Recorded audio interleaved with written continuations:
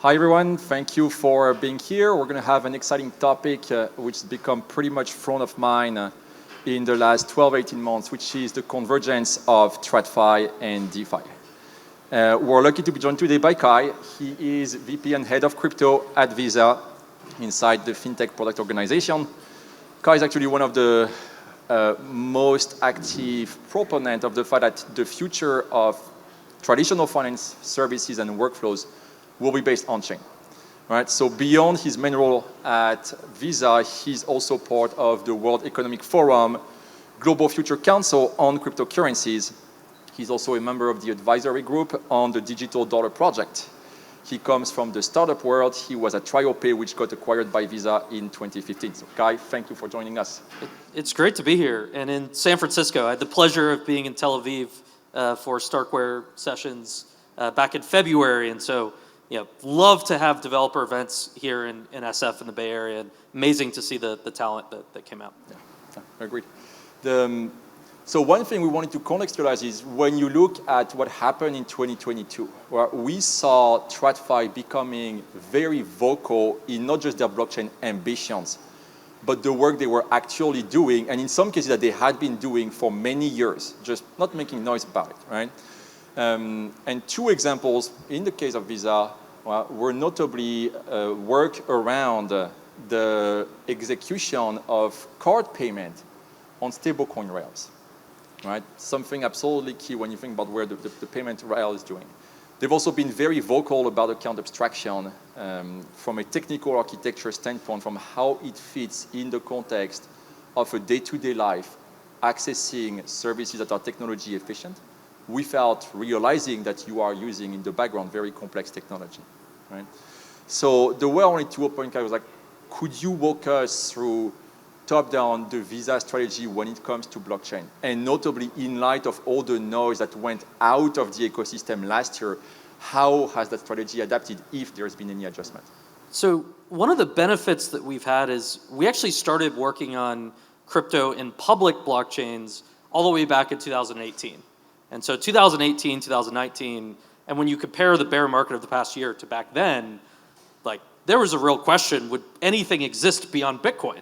And so, I became obsessed and went down the crypto rabbit hole.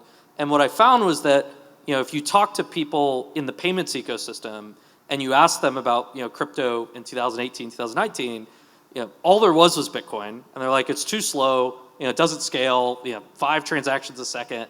And it was very easy to dismiss it. And then you'd go to a crypto meetup, and I started going to meetups in San Francisco and talking to developers, and you'd ask them about payments.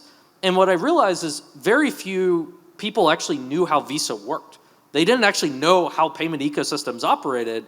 And so it was easy for people in crypto to say, oh, all this is just going to be Bitcoin. All this is just going to go on chain.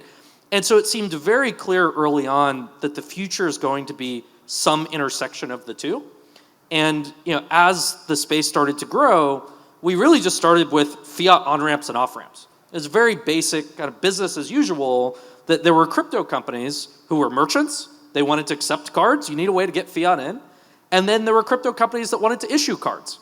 And so we started leaning into the space, trying to create a path for this new set of fintechs to be able to interact with our existing products. And so that was a lot of what we did in 2019, 2020, 2021. And then over the past year, the bear market, I think, is a really good opportunity to zoom out and really focus on the technology and separate the signal from the noise. And so we were really fortunate. We took a very long-term view, and we said that there's an enormous amount of innovation happening, particularly around scalability, the emergence of layer 2s, and the progress that has been made, as well as stablecoins. And so I think when you combine stablecoins with high throughput networks, you start to get a new form of payment infrastructure. And so we've spent the past year really going deep on what will it take for real payment flows to move over blockchain networks. And then the role that we see ourselves playing is, how do we help our clients? We have a network of 15,000 banks and 100 million merchants. And so what does it take to take these really exciting innovations and technologies that developers are tinkering around with and actually make them usable and commercially viable with a large network. And so that's what we've been focused on for the past year. Yeah, so what bouncing back up of that, right? You said, okay, we started working on public chains back in 2018. Has there ever been a debate or a consideration internally of that public chain versus private chain approach?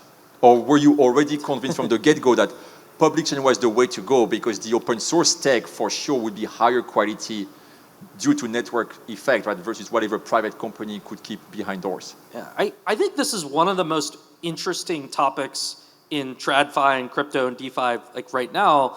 And I think early on, all the way back, even before I started at Visa in 2015, 2016, I think there was this notion of, blockchain, not Bitcoin. And it was, you could have these private blockchains and, a few banks would just run the nodes and that was it. You don't have to interact with these public networks. And I think what we've seen is people have been talking about that for a long time. And there are not a lot of real use cases and demonstrated value of purely permissioned blockchains to date.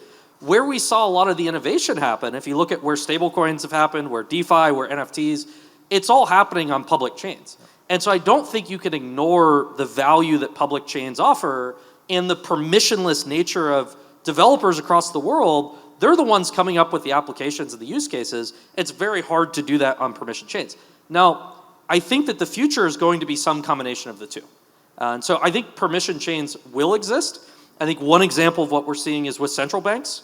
If you look in countries like Brazil, you have very sophisticated central banks that are actually rolling out wholesale CBDCs using Hyperledger Besu in an EVM-compatible permission blockchain. So I think that there will be some kind of purpose-built permission chains, but I think if you only focus on permission chains, the challenge of standing them up, creating consortiums, figuring out the rules, getting everyone to operate them is a pretty big barrier. And I think a lot of the innovation is going to happen on public chains. And so how do you have a payments ecosystem where both of those can exist together? And that's something we think requires large global companies like Visa to play a role. Yeah, which is fair. The two-tier system you describe also actually fits very naturally in the fact that we already have a two-tier money system. We have federal money, which only banks interface with, right? And then we have basically the private money in circulation, which is where most of the financial workflows are built. And that's maybe indeed a route. So bouncing off, I agree with you, right? Actually pretty much everything relevant in terms of technology innovation has come from the public chains. What today are you most excited with in terms of either things that have matured enough to become relevant for productions or things that basically did not exist and now that we have them, this opens up either de-risking of execution or it makes certain use cases a lot more achievable within shorter timelines? I think it's very clearly stablecoins. And when we look at where we are today, and it's like you have to have multiple pieces of the puzzle and fit them together to make this usable for payments. And so I think before stablecoins, blockchains were interesting technologies, but the only thing you could transfer over them were volatile assets. And I think what we've seen over many years of talking to consumers and merchants and many of our clients, there's not a lot of mainstream demand today for average people to spend Bitcoin. It's not something that really scales. So I think that being able to represent fiat currencies like dollars, which in many ways dollars it's the killer financial product. People love dollars all over the world. People want to use dollars. Being able to represent dollars over blockchains is a really big deal. But then I think 2 years ago, if you looked at, okay, we had stablecoins 2 years ago, but most of the blockchains that existed 2 years ago didn't really scale. And so you kind of have to have both. You have to have stablecoins that people can rely on, that they can trust, with some regulatory clarity, that they know that they can redeem them, they know what the rights are. And then you have to have blockchains that they can run on that can be fast and cheap and have many different features. And I think that's what's been really exciting. And even looking at the approach that many stablecoins are taking to go multi-chain, it's this amazing competitive landscape where developers can now choose. They could say, what programming language do I want to use to build an application? What features do I want that application to have? And then now how do I bring dollars into that application? And dollars can start to flow across many different blockchains. And I think that combination together is going to impact payments in a number of different ways. And so we are very much stablecoin maximalists And we think that stablecoins, running over many different blockchains are one of the most important, most interesting payment innovations that's happening today. You've written a lot on account abstraction, right? Is your view for account abstraction that this is how you on-ramp your existing clients without them realizing that they are getting on-ramped? Or are you seeing it more as, at this point, exploratory of things that could be built? Yeah, so it's absolutely exploratory. And one of the ways that we operate internally at Visa is we think the best way to learn is to actually try and build. It's to get our hands dirty with the tech. And so, when account abstraction started becoming this concept people were talking about, we're like, let's try and write some smart contracts. Like, we had an engineer learn Cairo, and let's write a smart contract in Cairo and see what you can do with it. And so we've been very hands-on in exploring and learning. And I think there are a number of different benefits that account abstraction has. The first and biggest one is, I think, the idea of a consumer paying a gas fee in a native token is absurd for most mainstream consumers. It's just not a behavior that they're used to. Imagine going to a website or going to an application that you want to interact with, and as you interact with it, they start charging you their cloud hosting fees, and then the only way you could pay those cloud hosting fees are in a random currency like Swiss francs. And now you have to go and buy $1 worth of a foreign currency to then be able to go back and use an application. It doesn't make sense. And so we think that a lot of the mainstream applications that are going to scale, consumers aren't going to have to, they shouldn't have to go and buy a native currency. And it doesn't even matter what the fees are. The fees could be on layer 1 with Ethereum and a few dollars. It could be on a layer 2 with a few cents. But the idea of taking that extra step, going to buy a native currency just to be able to use an application to mint and claim an NFT, we don't think is going to be the way that this technology scales. And so I think that's the biggest problem that account abstraction solves is consumers should be able to interact with an application, and either the application can sponsor the gas fee for them, or they can have a stablecoin in the application, and that automatically is used to fund the gas. And so that's one of the biggest benefits. We think there are other benefits around account recovery. We love what the team at Argent is doing in being able to have guardians and other models outside of seed words. We think hardware signing is super interesting, what Bravos and others are doing, reoccurring payments. There are so many different things that when you move from EOAs to smart accounts, it starts looking a lot more like modern next generation wallets, where EOAs we just think are a very difficult model for a mainstream consumer to scale when you're paying gas fees and you're writing seed words down and worrying about losing them. How do you tackle the privacy of payment topic, right? Let's say that everything is basically on chain. I swipe my card. You can actually get a lot of metadata when I swipe my card. That metadata would basically go on chain for everybody to see, which I don't necessarily want. My bank probably doesn't want. The merchant may not want either, right? So are you seeing those as, okay, we basically find a way to shield that. We prove the validity of certain aspects of the metadata using, for example, zero-knowledge proofs, right? Or are you seeing a different approach that would be satisfactory enough for people actually using the card? I think that is one of the biggest challenges for adoption in the space today. And I don't think there's a great solution that's commercializable at scale. And so I think that is a challenge for developers, and it's awesome to see different approaches being taken. I think first, it's such a complex ecosystem to scale blockchains and make blockchains work in this kind of public open source way. And so I look at scalability was the first challenge. If you can only do a few transactions per second, and if fees are high, there's just not that much you can use it for. It seems very clear that scalability is being solved. I think at this point, if anyone says, oh, blockchains aren't going to work because they're too slow and too expensive, that's a very clear sign they've been asleep for the past 2 years. And so we don't know what exactly the best mechanism is going to be. We think there are going to be many different approaches, but scalability is happening. Now, I think the question is, do we see the adoption of these networks as they scale for real-world use cases? And then as they get adopted, people start to realize, wait a minute, transactions are public, people can see what you're doing, and then scalability comes later, or privacy comes later, or are we going to see both scalability and privacy together?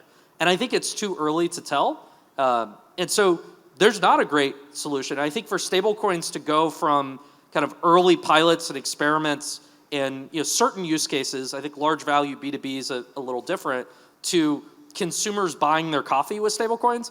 It's very hard to imagine that you're going to buy your coffee with a stablecoin, and now that coffee merchant has your address, and now they know every transaction that you've ever made.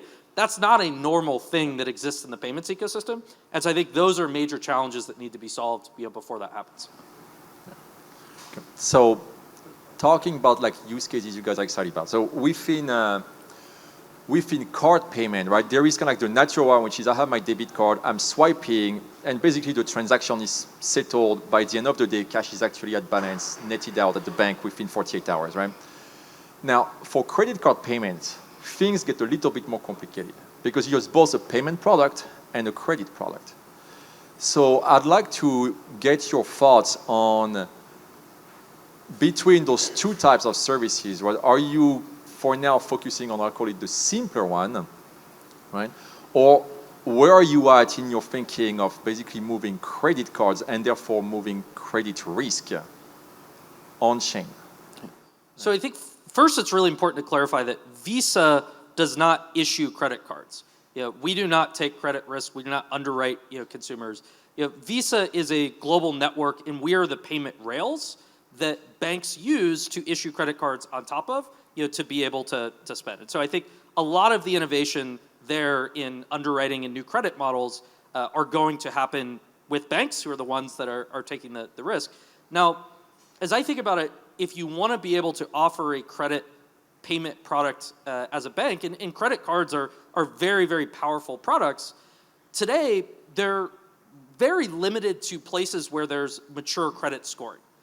Because if you're doing unsecured lending, if you're giving someone the ability to have a revolving line, you're expecting that they're going to pay you later, you have to trust that you know who that person is, and that person is going to pay you back.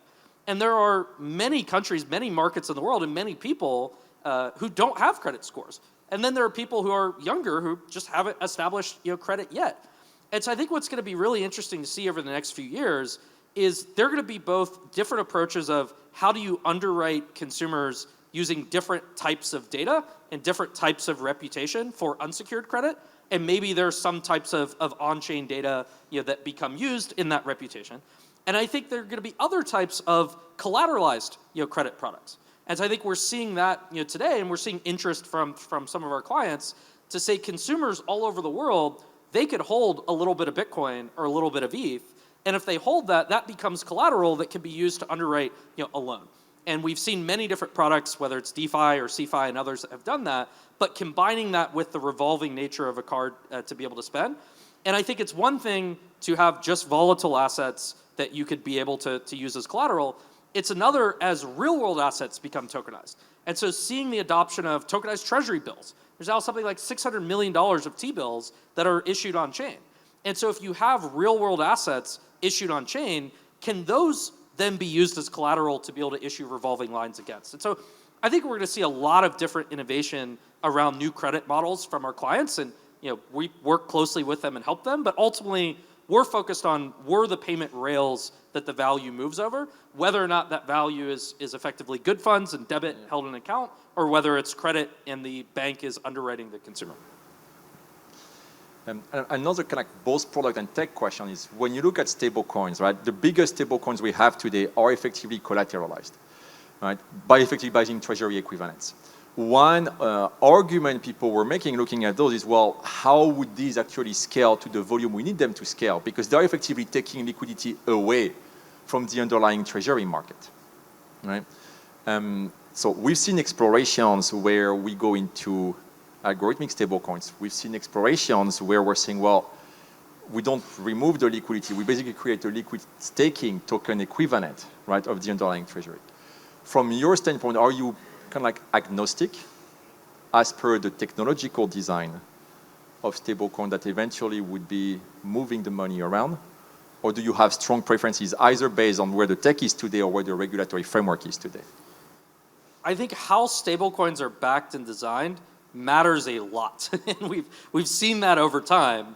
I think algorithmic stablecoins, I'm still very skeptical that those are ever really going to work. And I think there have been experiments, but to my knowledge, they've not been successful over long-term periods of time. I think fiat collateralized stablecoins today are a product that makes sense, that are much easier for traditional institutions, for regulators, for governments to manage.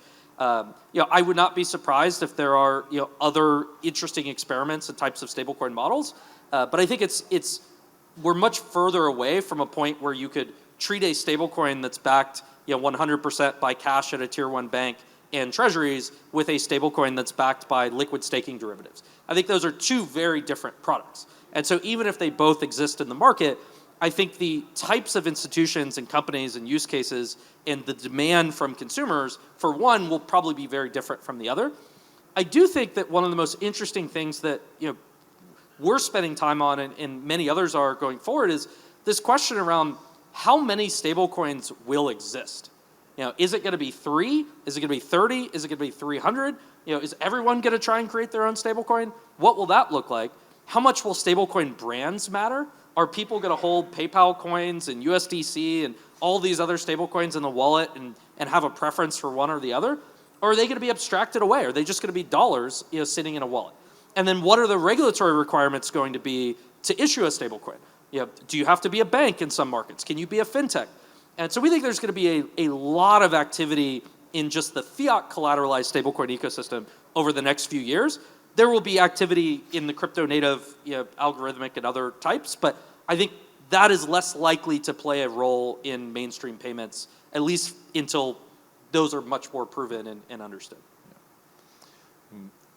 You were mentioning it earlier, and again just now, right? Stablecoin today is really US dollar stablecoin, right? We're still seeing a few attempts out of euro, out of Singaporean dollar primarily.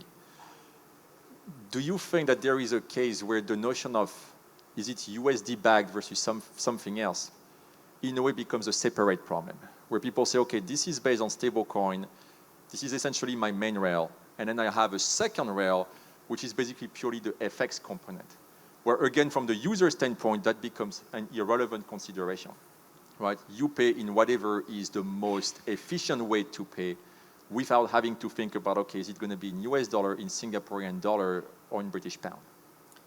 It's a good question. I think on-chain FX is super interesting. There's no question that today the demand for stablecoins is really the demand for dollars.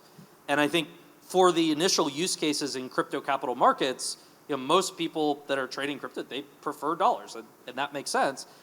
I think it makes sense for most major fiat currencies to come on chain in some way. And I think that things that you can do from a payment perspective, if you have multiple fiat currencies that all exist, you can then have a multi-currency wallet where they're all on chain. You can then swap between different currencies more efficiently. And so we're excited to see that there's definitely more activity and more interest in non-dollar stablecoins. And I think that there will be multi-currency wallets that operate. They just haven't scaled to date. And I think it also just speaks to the power and demand for dollars and how much people want dollars, both consumers and businesses outside the United States. And so I think that you're going to have to see a lot more integration between traditional payment systems and blockchains to start to get stablecoins that represent other fiat currencies. And I think that's what will make it the most interesting and dynamic market. Okay. Well, that's pretty much all my questions. You said you would have questions for me. Yeah, I guess where do you see stablecoins going, and what are the biggest opportunities for builders and developers as an investor in this space of DeFi and TradFi? Yeah, so we've been actually looking quite a bit at non-US dollar stablecoins, out of a reasoning that any major fiat currency should have an on-chain equivalent because the same efficiency arguments can be made. What we realize is the demand for dollar is so much stronger than the demand for other currencies that at this point, those projects from a tech standpoint are well built, but there is no commercial traction of any substance. So we moved away from basically that layer of the stablecoin itself into one layer above, which is notably looking at payment.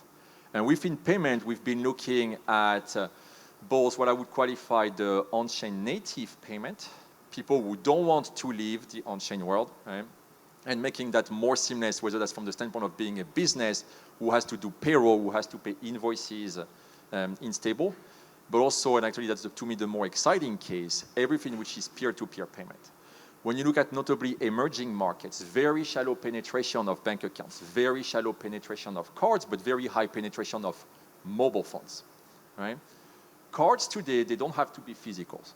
And so to think of a card basically being hosted on a mobile phone, where you have secure enclave protecting your digital card information, and then leveraging in the background a stablecoin rail to facilitate digital payment, notably in emerging markets, digital payment in cross-border, digital payment in very small amount where the existing stack has very significant operational overhead, which basically causes either charging fixed fees or basically people saying, hey, I don't want to support, right?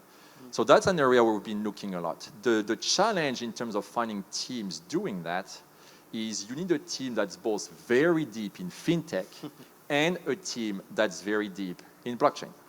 And up until pretty much a year ago, those two worlds, they don't really intersect at the startup level. They intersect at the partnership level, right? And so that's to us the big question today, which is, okay, do you create those teams? Do you literally put them together? Or is it just a matter of people progressively realizing that this is the founding team setup it takes to build a massive, successful business? Yeah, I think there's a ton of opportunity at that intersection, but you have to go deep enough to understand the existing payment stack and the blockchain stack. Yeah. And I think there are a lot of builders who know blockchains, haven't spent any time in payments, and it's really hard to figure out what problems it really solves there. It's very hard. Yeah, I think we're out of time's up, time, but thanks for having me. Thank you, everyone. Thank you so much.